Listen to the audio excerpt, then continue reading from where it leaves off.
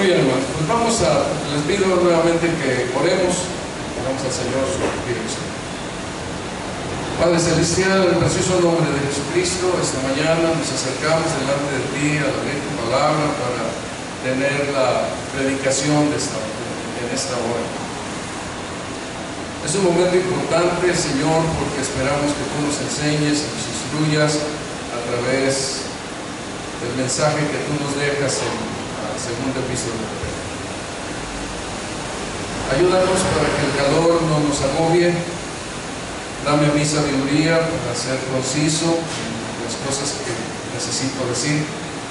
Pero sobre todo, Señor, te pedimos que tu Espíritu Santo nos guíe a la verdad. Es un pasaje muy importante, es un pasaje que tú has dejado, es un pasaje muy especial, y rogamos por tu sabiduría que tu Espíritu abra nuestra mente y corazón a todos, para que yo pueda expresar y los hermanos puedan juzgar de acuerdo a la instrucción que tú les has dado en la palabra y la palabra que tenemos. Ayúdanos y guíanos, te lo pedimos en el precioso nombre de Cristo Jesús, para la gloria tuya. Amén. Pues a mí me ha impactado, como ya les he dicho, yo creo que todas las semanas, mucho la segunda epístola del apóstol Pedro. Pero a través de las semanas que hemos venido platicando de esta epístola, al momento que más le tenía yo pues temor, pendiente, tratando de ser específico en lo que quería decir, claro, es a lo que vamos a tratar hoy. Es un momento muy especial el estar predicando, es una situación muy especial el estar predicando ahora en el capítulo 2 de segunda de Pedro, desde los versículos del 1 al 9. Vamos a leerlo primeramente y vamos a comenzar con la exposición. Pero hubo, según la versión 60, pero hubo también falsos profetas entre el pueblo, como habrá entre vosotros falsos maestros, que introducirán encubiertamente herejías destructoras y aún negarán al Señor que lo rescató, atrayendo sobre sí mismos destrucción repentina. Y muchos seguirán sus disoluciones, por causa de los cuales el camino de la verdad será blasfemado. Y por avaricia harán mercadería de vosotros con palabras fingidas. Sobre los tales ya de largo tiempo la condenación no se tarda y su perdición no se duerme. Porque si Dios no perdonó a los ángeles que pecaron, sino que arrojándolos al infierno los entregó a prisiones de oscuridad para ser reservados al juicio, y si no perdonó al mundo antiguo, sino que guardó a Noé, pregonero de justicia, con otras 7 personas, trayendo el diluvio sobre el mundo de los impíos, y si condenó por destrucción a las ciudades de Sodoma y de Gomorra, reduciéndolas a ceniza y poniéndolas de ejemplo a los que habían de vivir impíamente, y libró al justo Lot, abrumado por la nefanda conducta de los malvados, porque este justo que moraba entre ellos afligía cada día su alma justa, viendo y oyendo los hechos inicuos de ellos. Sabe el Señor librar de tentación a los piadosos y reservar a los injustos para ser castigados en el día del juicio. Es un pasaje especial y es un pasaje en que yo le he pedido al Señor que me ayude a ser claro y definido en las porciones que aquí se van a tratar. Yo creo que toda la carta y la enseñanza principal de las 7 virtudes que hemos venido platicando, que son virtudes, o sea, expresión del carácter de Cristo, como Pablo decía, que él tenía una aflicción en su corazón hasta que Cristo fuera formado en los creyentes. Estas 7 virtudes es una manifestación de ese carácter de Cristo en nosotros. Y esta manifestación se necesita. Y se necesita porque está aquí el punto especial. Lo que dice ahí en el versículo 1, pero hubo también falsos profetas entre el pueblo, como habrá entre vosotros falsos maestros que introducirán encubiertamente herejías destructoras. Nosotros necesitamos asistir a la iglesia, tener el culto, pero sobre todas las cosas, la asistencia a la iglesia es para ser instruidos en la palabra de Dios, con la predicación, con la enseñanza que podamos tener y con los cantos.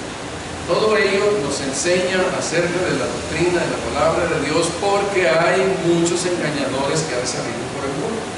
Es una de las razones. Debemos estar firmes en la verdad. Y en esta segunda carta del apóstol Pedro, el énfasis es mucho, porque hubo también falsos profetas entre el pueblo, como habrá entre vosotros falsos maestros que introducirán encubiertamente herejías destructoras. Y estamos viviendo eso.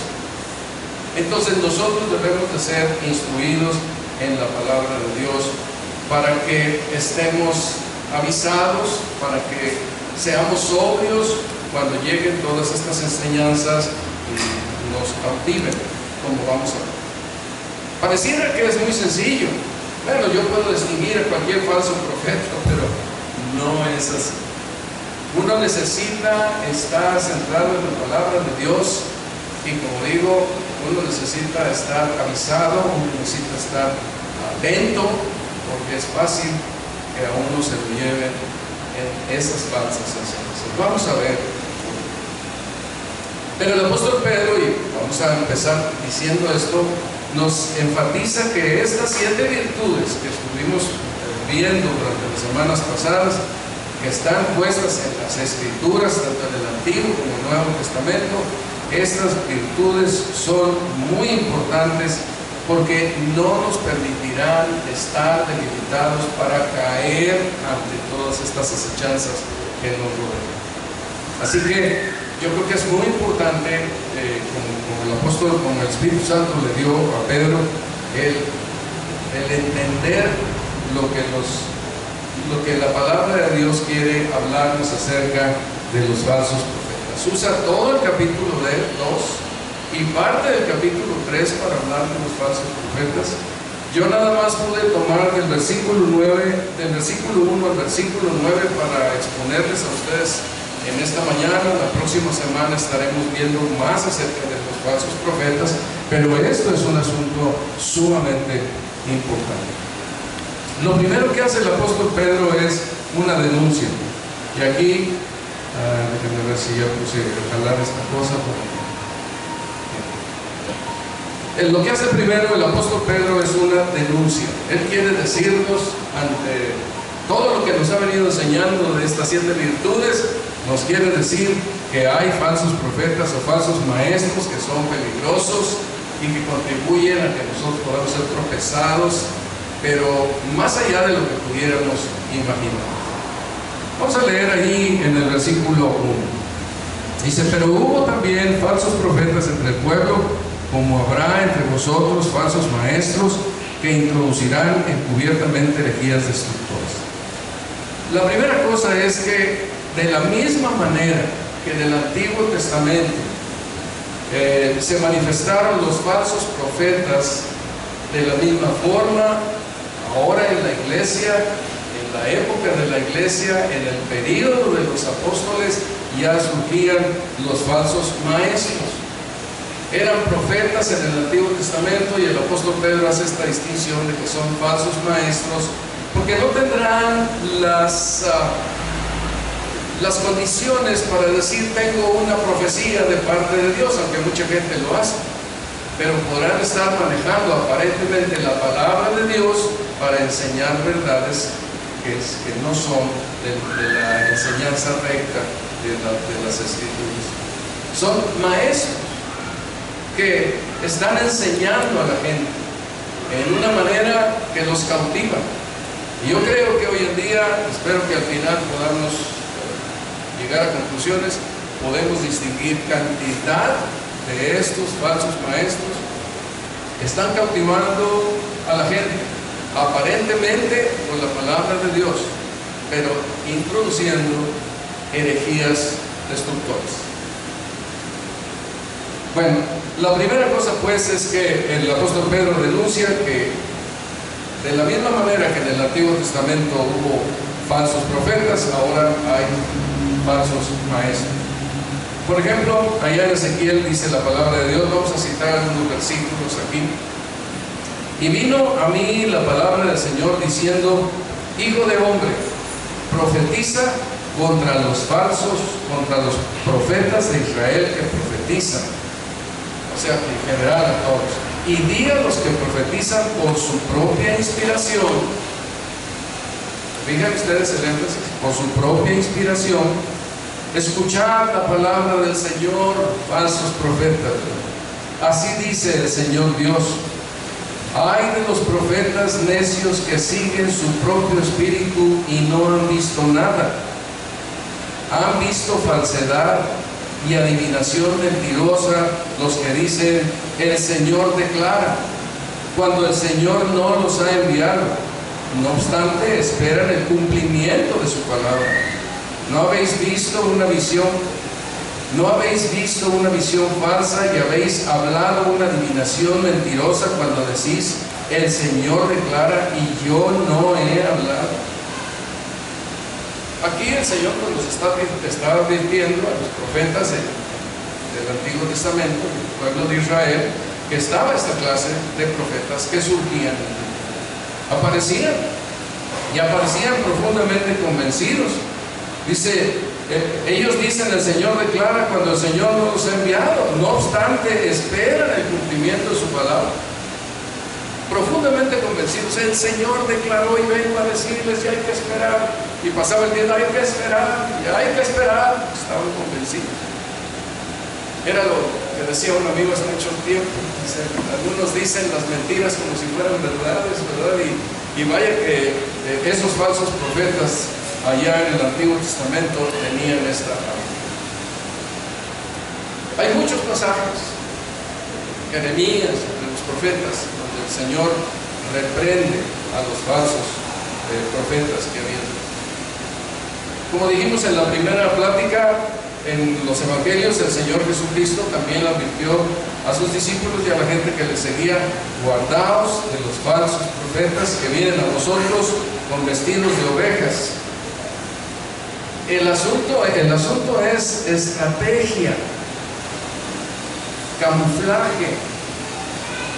Hay aquí un contubernio satánico con los falsos profetas para vestirse de ovejas, pero como dice aquí, al final de cuentas, pero por dentro son lobos rapaces.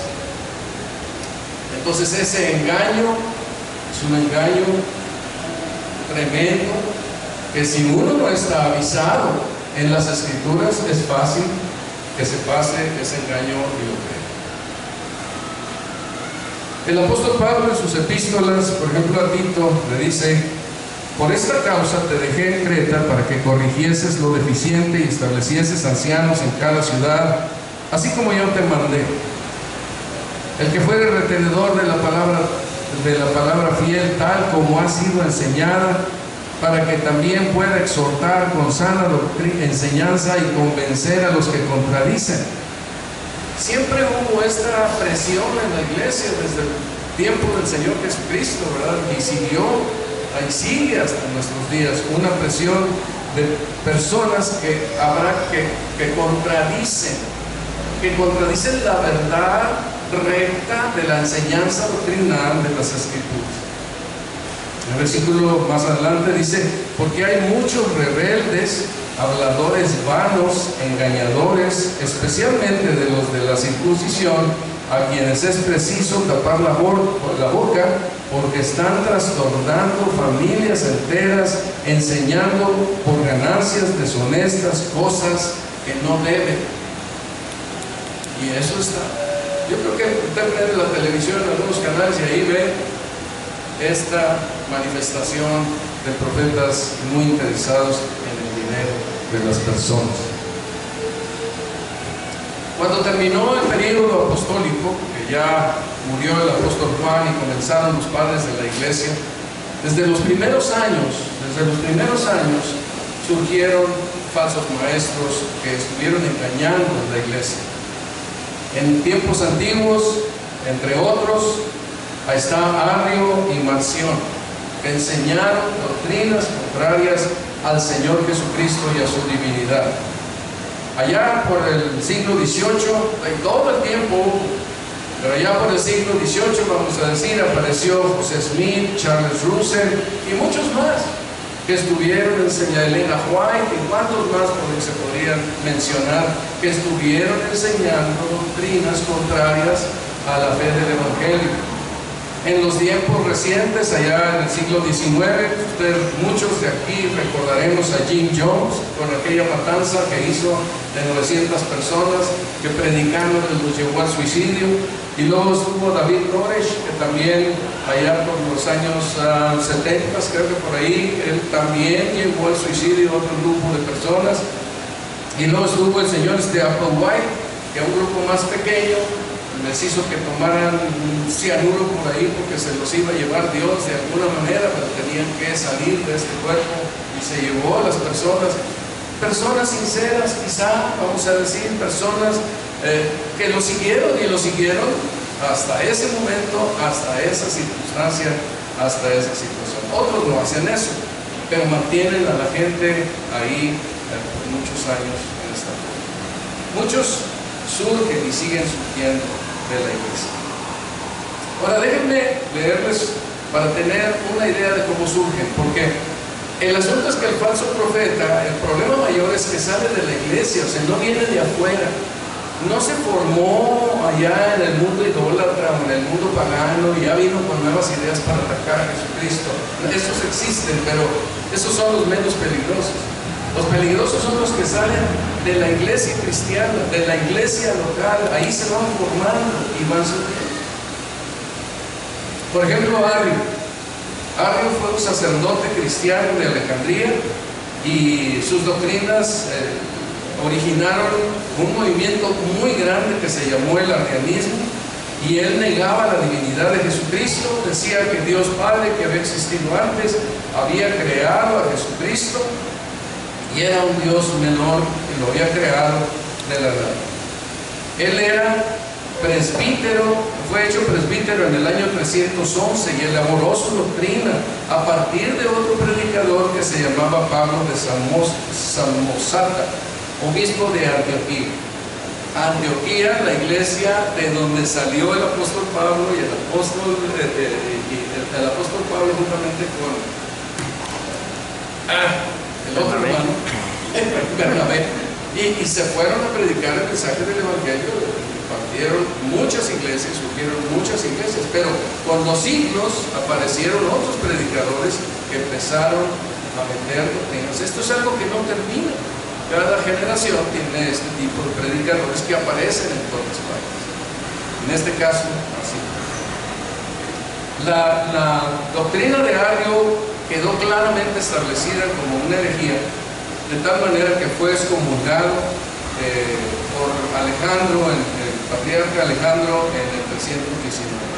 Sin embargo, a pesar de esto, siguieron aumentando sus seguidores al punto de que casi se divide la iglesia de una manera muy importante, porque unos seguían a Arrio y otros seguían a la iglesia cristiana. En ese tiempo la iglesia cristiana se llamaba iglesia católica porque era la universal. Entonces ellos se preguntaban, bueno, ¿a quién sigues? ¿A Arrio o a la iglesia católica? O sea, a los que siguen a Arrio o a todos los demás cristianos. No se refiere a la iglesia católica romana, pues, la iglesia católica en el sentido universal. Y casi hay un cisma enorme en aquel momento. Sin embargo, pues ahí estuvieron las luchas para defender esto, las discusiones. Se llevó a cabo el concilio ecuménico de Nicea. Ahí estuvo San Atanasio y estuvieron discutiendo sobre la divinidad de Cristo, y lo que surgió de ahí de Nicea fue precisamente una declaración del Señor Jesucristo y de su divinidad, que es de la misma esencia del Padre, que no fue creado, y se hicieron estas declaraciones. Sin embargo, por eso yo digo que Satanás también está ahí. En tiempo adelante le dieron a Arrio, lo excomulgaron por 3 años, luego lo reciben, y después surge tanta fuerza en Arrio que excomulgan Anastasio lo echan fuera y él queda establecido nuevamente como alguien que debía ser seguido por la verdad. Muere Arrio y uno de los Constancio, uno de los emperadores romanos, se declaró abiertamente arriano, y entonces empezó a promover más y más la doctrina, ahora ya no Arrio, sino la doctrina de Arrio. Fue tremenda la presión que tuvieron, y después en el concilio de Constantinopla se declaró que esta era una doctrina herética. Pero fíjense todo el tiempo que pasó desde el momento en que Arrio empieza a declarar en el 311 hasta el 381 estuvo la doctrina impresionante. Aparentemente de ahí empezó a declinar cuando hubo esta declaración en ese concilio. Y luego, sin embargo, algunos grupos la mantuvieron, grupos cristianos la mantuvieron, y fue declinando. Hasta el día de hoy, los testigos de Jehová continúan con ese pensamiento que está ahí establecido. Vean, esto es uno. Hay muchos miles de ejemplos de personas que han surgido de la iglesia, ahí mismo se formaron, ahí empezaron a tener la figura de cristianos, pero poco a poco algo empezó a pasar en su mente, en su corazón, que los fue distorsionando. Cuando llegamos aquí al versículo 2 de este pasaje, dice: muchos seguirán sus disoluciones, y por causa de las cuales el camino de la verdad será blasfemado. O sea, tanto el versículo 1 como el versículo 2 nos dicen que, por un lado, los falsos profetas introducen encubiertamente herejías destructoras, y por el otro lado dice: muchos seguirán sus disoluciones, por causa de las cuales el camino de la verdad será blasfemado. Entonces la enseñanza que nos presenta aquí es que el énfasis principal que están haciendo los falsos maestros, como hicieron los falsos profetas, era contra la palabra de Dios, y era una enseñanza contra el Evangelio. Y entonces dice ahí la porción de la Escritura es que negarán, introducirán encubiertamente herejías destructoras, y aún negarán al Señor que los rescató. Hay una tendencia natural en nuestras vidas a resistir, como hemos dicho, al Señor. Uno de los ejemplos que hemos mencionado es el ejemplo del apóstol Pedro. Cuando la Escritura dice negarán al Señor que los rescató, es negarán el Evangelio, porque es el Señor y es el rescate que el Señor pagó por ellos. Entonces atacarán el Evangelio de Jesucristo. Por ejemplo, como Pedro le sucedió.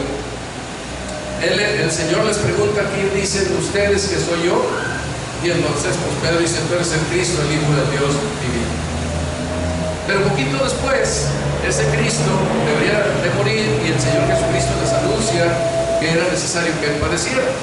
Y cuando Él les presenta el sufrimiento que va a tener, entonces Pedro lo llama aparte y lo exhorta para que de ninguna manera eso le suceda. Estaba reprendiendo duramente al Señor Jesucristo, fuertemente o insistentemente al Señor Jesucristo, para que no muriera. Tú eres el Cristo, pero no mueras. Esto es la herejía más grande que se puede introducir en la iglesia, un Mesías sin cruz. Por esa razón, el Señor Jesucristo se voltea, y como dijimos la semana pasada, de una manera muy intensa y muy severa, y lo reprende y le dice: quítate delante de mí, Satanás. Imagínense al apóstol: quítate de mi presencia, vete aparte, no te quiero ver. Me eres tropiezo, porque estaba Pedro, el apóstol, con las mejores intenciones, estaba yendo por un lado humanista que nada tiene que ver con el sacrificio de Jesucristo en la cruz. El ataque principal de los falsos maestros es precisamente contra el Señor Jesucristo. Ellos querrán siempre un Mesías bíblico que no sufra en la cruz del Calvario. Ellos quieren un Cristo sin sufrimiento, sin cruz, sin resurrección, sin glorificación. Quieren una especie de genio poderoso que mediante pactos les pueda llenar de riquezas, de bienes, de salud. Quieren un Cristo sin cruz, y ese Cristo sin cruz no es el Evangelio. Eso está muy lejos del Evangelio, de la gloria de Dios. Es la más grande herejía. Y este tipo de maestros han sido muchos los que han salido por el mundo negando el lugar y la posición de Jesucristo. Hermanos, somos llamados por el poder del Espíritu Santo para creer el Evangelio de Cristo, que es donde Dios viene a cargar nuestros pecados, morir en la cruz por nosotros, para que a través de su resurrección y su glorificación Él sea el Salvador nuestro y el que sostiene a la iglesia y la guarda. Pero hay otra cosa más aquí que es importante y que quiero llamar su atención y espero poder hacerlo adecuadamente. Dice ahí en el versículo 2: introducirán encubiertamente herejías destructoras.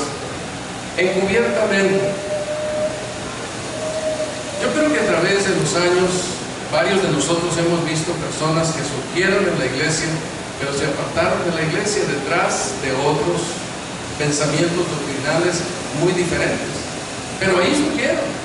Ahí parecía que habían tomado una decisión, ahí parecía que habían creído la fe, ahí parecía que eran creyentes, pero algo sucedió que les empezó a encaminar por distintos rumbos de pensamiento y de enseñanza teológica. Y creo que estos son esas herejías encubiertas que están allá en su mente y en su corazón. De alguna manera algo sucede y ellos comienzan a dar cabida a algunas ideas, a algunos pensamientos, luego se van alimentando aquellos pensamientos y se van haciendo cada vez más fuertes, a lo mejor primero por curiosidad y luego se van haciendo más sólidas, luego las comienzan a fortalecer y externar y finalmente rechaza que haya autoridad espiritual que pueda enseñar. Y estos maestros están como surgiendo, como que se está elaborando esto en su mente y en su corazón. Es algo que pasa. ¿Por qué es así? No sé. Pero ahí sucede. Todos nosotros creo que estamos constantemente pensando y poniendo atención a ideas, pensamientos diversos que llegan a nuestra mente. Pero debemos confirmarlas con la palabra de Dios. Debemos confirmarlas con la iglesia, con el pensamiento teológico de la iglesia. No debemos hacernos personas aisladas en donde nada más yo sé, nada más yo conozco, sino tener el valor suficiente para ir y decir: a ver, yo pienso esto, ¿qué piensas tú? Y estar listos, abiertos para escuchar verdades que pudieran otros pensamientos que nos pudieran ayudar a tener un balance, un equilibrio respecto a la verdad de Dios. Tuvimos hace tiempo unas clases de teología con un grupo de hermanos, estuvimos 3 años estudiando. Lo que yo me quedé admirado de aquellas clases de teología, porque lo que más precioso fueron las discusiones que teníamos sobre los principios que íbamos aprendiendo. Íbamos aprendiendo diferentes tópicos de la teología y la discusión que teníamos ahí, todos exponiendo las ideas, sacando los versículos, exponiendo los pensamientos, trayendo argumentos o algunos recursos que nos ayudaban a clarificar las cosas, nos permitían ir caminando de acuerdo a la palabra de Dios. La teología sin discusión no existe.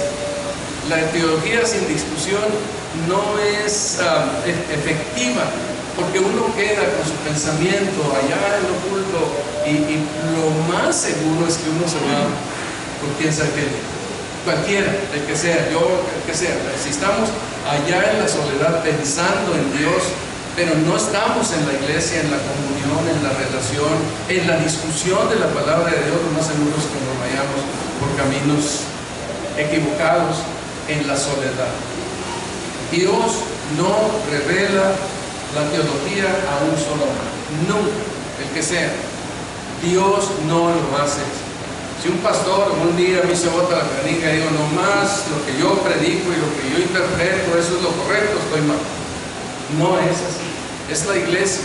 Es en el contexto de los hermanos líderes y de los maduros que están entre nosotros, entre todos, que podemos aprender de la teología. Es en la crítica, es en el acercarse y decir, oye, no, yo no creo que esto que tú dijiste está bien, como ha pasado con muchos hermanos que se acercan y yo tengo que revisar o tengo que reconocer que alguna cosa no la dije correctamente.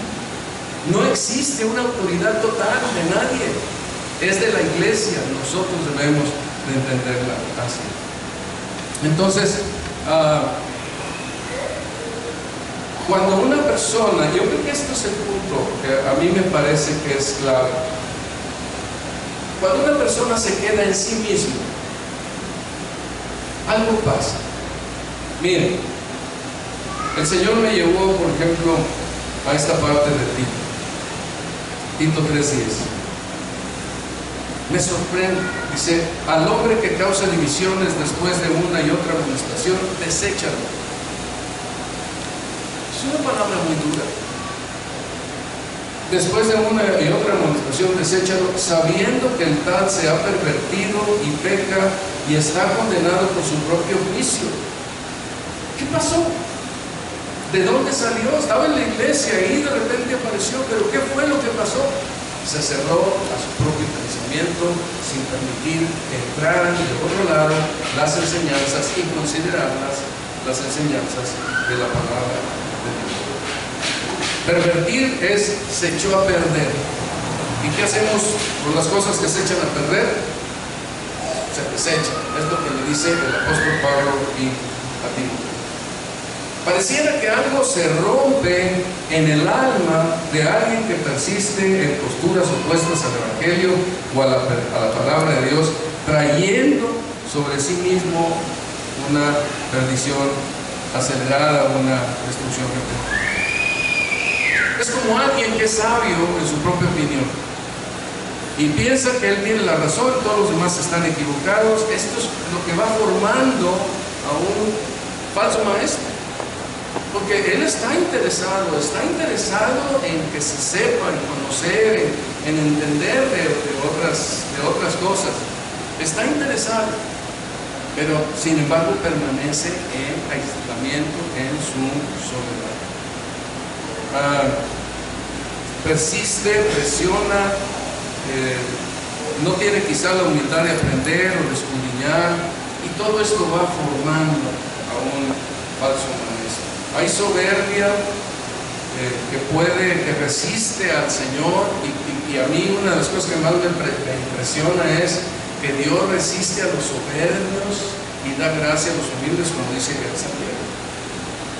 Si yo tengo que estar siempre en la disposición de escuchar y aprender, en la humildad de que no todas las cosas yo las sé ni todas las cosas yo las entiendo, y debo de mantenerme en ese nivel, en esa postura. No salirme y juzgar a todos en un pedestal, sino estar allí y decir, a ver, ¿cómo es esto? Respetar la iglesia del Señor, los hermanos que me rodean, el liderazgo que exista, la doctrina que se tiene para poder ir caminando en una forma correcta de actuar.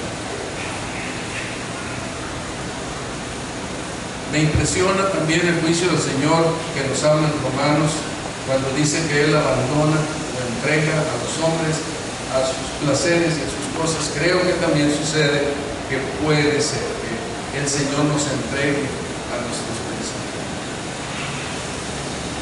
Le dice, enseña el apóstol, que prediques la palabra, que instes a tiempo y fuera de tiempo, redarguye, reprende, exhorta con toda paciencia y doctrina, porque vendrá tiempo cuando no sufrirán la sana doctrina, sino que teniendo comenzón de oír, se amontonarán maestros conforme sus propias concupiscencias.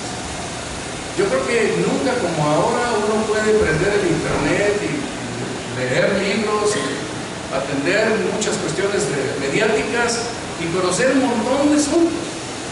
Y uno puede acercar a esos maestros se amontonarán, los puedo amontonar alrededor de mí y de ahí sacar una serie de ideas y de pensamientos.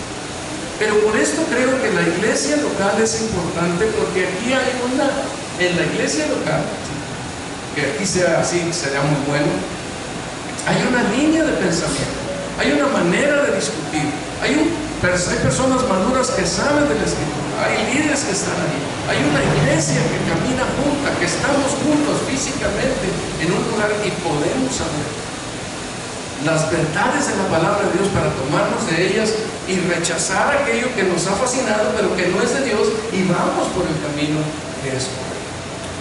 ¿Cómo podemos mostrar que somos humildes a la palabra de Dios? Pues solo en la iglesia local.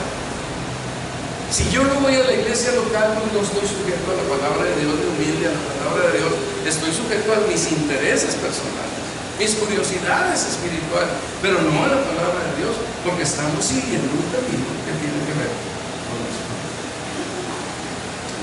Hermanos, a esta frase que dice aquí, destrucción repentina, lo estamos leyendo ahí en el versículo 2, dice, introducirán encubiertamente herejías destructoras y negarán al Señor que los rescató, trayendo sobre sí mismos destrucción repentina. Aquí destrucción repentina no es lo mismo que dice en el versículo 3. En el versículo 3 dice, sobre los tales ya de largo tiempo la condenación no se tarda y su perdición no se duerme. Eso sí es un juicio final para los falsos maestros. Pero lo que dice primero, estuve leyendo comentaristas y pues una buena parte de ellos coinciden en el hecho de que es una destrucción repentina espiritual. Es como si se quebrara algo en el alma de una persona. Es como alguien que se mantiene virgen y un día se entrega a los placeres del sexo y de ahí ya se rompió algo en su vida. Después de eso ya no va a ser igual. Se rompió algo ahí. Ya va a ser más fácil ceder, ya va a ser más fácil caer en las cuestiones del sexo. Pero aquí tenemos que tiene que ver con la doctrina. Yo creo que se llega a quebrar algo en el corazón de una persona que le hace seguir estos caminos y estas instrucciones espirituales que él va formando y lo van guiando y lo van normando y lo van llevando a través de su vida hasta que, no sabemos, se vuelva un seguidor de falsos profetas o se vuelva un falso profeta también, porque hay quien lo hace así. Y hemos visto a través del tiempo personas que toman otras líneas y luego van predicando y enseñando acerca de esas líneas cuando ellos habían salido de la iglesia. No me crean, no necesariamente hacer que piensen en ello. Creo yo que es aquí donde está el mayor riesgo de los falsos maestros. Ahí es el mayor riesgo de no ser personas. Bueno, esto es clave. Los indoctos y los inconstantes, como veremos la próxima semana, que nos dice Pedro, esta es el punto de ataque de los falsos profetas y los falsos maestros. Indoctos e inconstantes. Porque de ahí es de donde puede surgir alguna idea, algún pensamiento, alguna distorsión, algo que nos lleva a confusión. Yo estaba con mucho pendiente de escuchar, de ver estas cosas y verlas y de compartirlas esta mañana. Pero los quiero invitar para que las consideren. En que la palabra de Dios nos diga que nosotros leamos las Escrituras y conozcamos las Escrituras no es cosa menor. Como dijimos la semana pasada, estamos en una guerra espiritual muy severa, encarnizada, que no cesa, no termina, no acaba. Así que ocúpense en conocer la palabra de Dios, ocúpense en entender la palabra de Dios, en aprender de la palabra de Dios, porque esto va a ser un asunto muy importante. Estos falsos maestros, como ya dijimos, su objetivo es negar al Señor que los rescató. Y su motivación es el dinero. Todos acaban en un momento dado en la avaricia. Si uno lee los hombres que están dirigiendo ahorita grandes instituciones que están enseñando herejías destructoras. Todos ellos son millonarios, tienen mucho dinero, la gente les da abundantemente. Yo recuerdo que una persona que fue a escuchar a Gigi Ávila para predicar, cuando ya estaban terminando, él les decía, yo creo que ya se los dije también, ¿verdad? Dice, los cabritos no dan lana, las ovejas son las que dan lana, así que si tú eres una oveja, da lana. Y esa era su manipulación para que todo el mundo echara lana ahí, ¿verdad? Y se pusiera dinero. Porque eso es lo más importante para ellos. Ellos están en el éxito si tienen mucha gente, están satisfechos al ver que tienen muchos seguidores. ¿Cuántas gentes tienes en tu iglesia? Ya, eso fue el éxito. Pero ese no es el éxito, no desde el punto de vista de la palabra de Dios. Recuerdo que una vez una persona me estaba diciendo, oye, mira que tenemos así, millones de dólares acá, millones de dólares allá. Estaba esperando nada más que me preguntara, ¿y tú qué haces? Nunca me preguntó. Pero yo quería, bueno, somos 12 apóstoles, nada más. No es la iglesia una manifestación de riqueza y de multitudes necesariamente, puede ser. Tampoco estoy aquí tratando de excusarme o lavarme en así como, ¿cómo se dice? Lavarme, ¿verdad? Limpiarme o curarme en salud, ¿no? Pero como quiera que sea, no es de esa manera en que la iglesia se ve. El asunto es la doctrina y la formación de Cristo en nuestras vidas. ¿Qué tanto de Cristo hay en mí? ¿Qué tanto de Cristo hay en mí? Eso es lo que estamos buscando. Se refleja Jesús. La manifestación del carácter de Cristo, de amor, de paciencia, de misericordia, de ayuda, de consejo, de humildad. Eso es lo que la palabra de Dios quiere instruirnos, que seamos nosotros portadores de Jesús en nuestro diario vivir a través de nuestras acciones. Ese es el punto importante. Nosotros debemos amar al Señor Jesucristo, contrario a los falsos profetas que niegan al Señor que nos rescató. Nosotros debemos gozarnos con Él a pesar de que las cosas vayan contrarias a los asuntos de la vida que nos pudieran hacer felices, contrarias a lo mejor que no soy millonario, que estoy en escasez, o que tengo enfermedad, o que tengo algún cáncer, pero yo amo al Señor Jesucristo porque la manifestación del carácter de Cristo en mi vida es esa fe que me guarda hasta que Cristo venga por mí. El éxito pues de ellos es que muchos lo seguirán en sus disoluciones, como dice ahí en el versículo, y muchos seguirán su sensualidad, porque hay a causa de ellos el camino de la verdad será blasfemado. ¿Sí? El camino de la verdad es blasfemado. Ahí están grandes testimonios, grandes grupos, que el camino de la verdad es visto de esa manera, como lo ven muchos. El cristianismo no es más que eso. Están manifestando grupos. Debemos manifestar al Señor en las cosas que hacemos, en las cosas como nos manejamos, en la forma como manejamos nuestras relaciones familiares. En todo esto es lo que va manifestando que Cristo está en nosotros, que nos mantenemos fieles al Señor.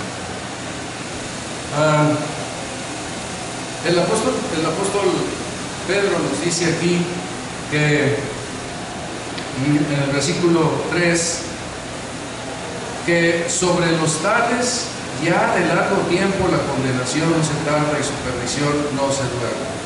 O sea, hay ya una definición de parte de Dios. Yo no sé si una persona que camina como falso profeta podrá arrepentirse un día y venir a la fe de Jesucristo. Personalmente me dio la impresión de que no. Algo se quebró en él que ya no tiene cabida. Él va a seguir todos esos pensamientos que tiene y estará satisfecho con ellos y los defenderá y hablará con ellos y se irá detrás de ellos en una manera muy definida. Solamente las personas que son de Cristo podrán tomar el camino del Evangelio de Dios. Solamente las personas de Cristo aceptarán y andarán en el camino del Señor. Algunas personas me han dicho a mí, todo eso de la teología es mucha cosa, no la necesitamos. Pero sí, hermanos, necesitamos la teología porque esa describe o descubre lo que hay dentro de nosotros. Cuando la teología es la teología recta, ortodoxa de la palabra de Dios, el cristiano la sigue, camina con ella. Cuando la teología no le gusta porque es la teología recta, prefiere seguir otros caminos que no tienen nada que ver con la teología de la gracia de Dios y la teología recta de las Escrituras. Pareciera una declaración muy severa o muy radical, pero yo creo que así es. No hay muchas teologías, hay una. No hay muchas formas de pensar, hay una. Y esa es la que nosotros estamos tratando de seguir, de descubrir, de conocer, de caminar, con una manifestación clara de nuestro Señor Jesucristo en la vida. Es complejo, es misterioso, pero nosotros debemos de seguir a nuestro Señor por la fe, seguirle a Él y amarle a Él. La advertencia contra los falsos profetas, no voy a seguir, porque ya tomé mucho tiempo y hace mucho calor, pero la advertencia contra los falsos profetas, en el versículo 18, el apóstol Pablo nos da una exhortación. Antes bien crecer, ya lo veremos en los días que siguen, antes bien crecer en la gracia y el conocimiento de nuestro Señor y Salvador Jesucristo. A Él sea gloria, ahora y hasta el día de la eternidad. Nosotros vamos a permanecer, si somos de Dios, creciendo en la gracia y el conocimiento de nuestro Señor y Salvador Jesucristo. Nosotros vamos a permanecer glorificando al Señor Jesucristo desde ahora hasta el día de la eternidad. No vamos a permitir que ninguna cosa llegue a ocupar el lugar que solo le corresponde a nuestro Señor Jesucristo. Él es el que tiene la gloria, el honor, el imperio, dice el apóstol Pedro. Él es el que está exaltado al máximo. Nosotros debemos de caminar en esa dirección. Ese es nuestro punto, ese es nuestro objetivo hacia allá. Así que, hermanos, recuerdo otra vez lo de las virtudes, ya con esto concluyo. Dice el apóstol Pedro: por lo cual, hermanos, tanto más procurad hacer firme vuestra vocación y elección, porque haciendo estas cosas, estas 7 virtudes, no caeréis en ellas. A Pedro le preocupa, porque los falsos profetas, maestros, habían salido por todo el mundo y estaban haciendo tropezar a mucha gente, y era importante que se mantuvieran fieles, creciendo en la gracia y conocimiento de nuestro Señor y Salvador Jesucristo. ¿Qué hacer? Manténganse fieles a Dios. Busquen conocer la palabra. No van a conocer a Cristo más que por medio de la palabra. No hay. A lo mejor hay que discutir algunas cosas, a lo mejor hay que hablar sobre ciertos términos, habrá muchas cosas que hacer, pero siempre vamos sobre la palabra de Dios, los hechos que están ahí establecidos por toda. Si tienen alguna pregunta o alguna cosa, pues estoy a sus órdenes. Por favor, acérquese conmigo y lo platicamos.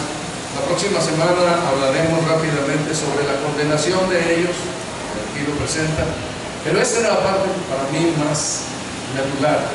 Pensé que podía ir un poquito más adelante. Entonces, hablaremos sobre ellos y los falsos profetas que tienen un peligro adicional en los últimos días, en noticia aquí el apóstol Pedro nos va a presentar en el capítulo 3. Entonces veremos algo del 2. El final del 2 y el capítulo 3.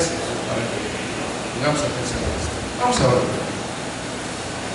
Amado Señor, gracias te damos por tu bondad y tu amor. Ayúdanos a poder tener la claridad de las Escrituras en todo, que para tu palabra y para la instrucción que tú tienes para nosotros, pues si nos hemos de gloriar en algo es de conocerte, de saber de ti, de saber qué piensas, de conocerte por medio de Jesucristo, de glorificarte a través de Jesucristo en nuestros pensamientos, en nuestras palabras, en nuestra doctrina y en nuestros hechos. Glorificarte a ti, tenerte en gran estima, en un gran lugar en nuestra vida. Y sabemos que eso viene pues en el momento en que nosotros conocemos que Jesucristo es nuestro Salvador, por la iluminación que el Espíritu trae a nuestras vidas para creer y llegar a esta fe que nos salva. Señor, bendice a cada uno de los hermanos, guíalos, también a las personas que nos pudieran visitar en esta hora. Permite que todos podamos tener una visión clara de cómo seguirte a ti, de cómo crecer en la gracia y el conocimiento de Jesucristo, de cómo dar la gloria a ti de todo nuestro corazón, de cómo mantenerte a ti siendo el emperador nuestro, el Rey y Señor de señores de nuestra vida. Señor, ilumina a todos, Padre, ilumínanos también para que no vayamos por caminos que pudieran ser no de la recta interpretación. Ayúdanos a tener siempre una mente que está lista a percibir las cosas que son del Espíritu y las que no son del Espíritu. Que podamos andar en esta vida entendiendo las verdades de la Escritura, conociendo de Jesús y investigando y entendiendo aquellas cosas que parece que son de Cristo, pero que no lo son. Ayúdanos, guárdanos. Y gracias también porque tu gracia nos guarda, nos sostiene, y la participación de tu Espíritu Santo en nuestras vidas nos sostiene y nos encuentra. Bendice a mis hermanos y guíanos a este estudio para la gloria tuya, en el nombre precioso de Jesucristo. Amén. Que el Señor nos bendiga, hermanos. Entonces continuamos con la segunda de Pedro la próxima semana.